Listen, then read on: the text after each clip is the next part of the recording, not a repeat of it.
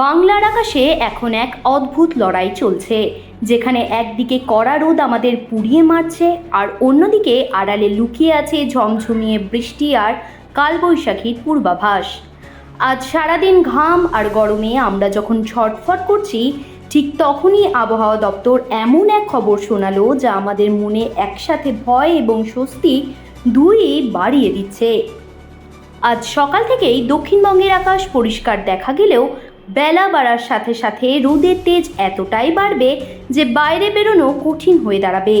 কলকাতা, হাওড়া, হুগলি আর মেদিনীপুরের মতো জেলাগুলোতে ভ্যাপসা গরমের অস্বস্তি যেমন বাড়বে, তেমনি পশ্চিমের জেলাগুলিতে তাপমাত্রা আজ 40 ডিগ্রি ছাড়িয়ে যেতে পারে। আজ কলকাতায় তাপমাত্রা প্রায় 37 ডিগ্রির আশেপাশে থাকবে, যার মানে হলো এপ্রিলের শুরুতেই আমাদের এক কঠিন গরমের মোকাবিলা করতে হচ্ছে।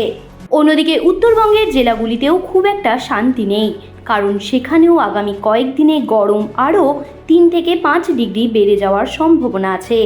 তবে দার্জিলিং, কালিম্পং বা জলপাইগুড়ির মতো পাহাড়ি এলাকায় মাঝে মধ্যে হালকা ঝোড়ো হাওয়া আর বৃষ্টি হবে, যদিও শুক্রবার ও শনিবার বৃষ্টির পরিমাণ অনেকটাই কম থাকবে।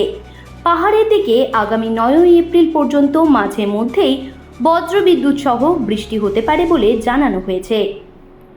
এই অসহ্য গরমের মাঝেই বড় খবর হলো, রবিবার থেকে আবহাওয়ার ছবিটা বদলাতে শুরু করবে এবং সোমবার ও মঙ্গলবার সারা রাজ্যে বৃষ্টির দাপট অনেক বাড়বে। বিশেষ করে পুরুলিয়া, বাঁকুড়া আর মেদিনীপুরের মতো জেলাগুলোতে কালবৈশাখীর ঝড় আর শিলাবৃষ্টি হওয়ার প্রবল সম্ভাবনা রয়েছে। এই ঝড় বৃষ্টির ফলে আগামী সপ্তাহের শুরুতেই কলকাতার তাপমাত্রা 3 থেকে 4 ডিগ্রি কমে গিয়ে আমাদের একটু হলেও আরাম দেবে। সব মিলিয়ে তীব্র রোদের তেজ আর হঠাৎ ধেয়ে আসা কালবৈশাখী, এই দুইয়ের মাঝখানেই এখন দুলছে আমাদের বাংলার ভাগ্য।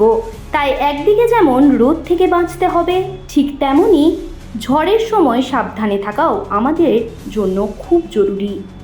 আবহাওয়ার পরবর্তী নতুন আপডেট পেতে চোখ রাখুন আমাদের চ্যানেল হেডলাইন্স কলকাতায়। জ্যোতি সরকারের রিপোর্ট, হেডলাইন্স কলকাতা। আনন্দ আর ভালোবাসার দীপ্তিতে গড়া সমুজ্জ্বল পরমা, ঠিক তোমারই মতো। শ্যাম সুন্দর কোম্পানি জুয়েলার্স, আগরতলা, উদয়পুর, ধর্মনগর, কলকাতা।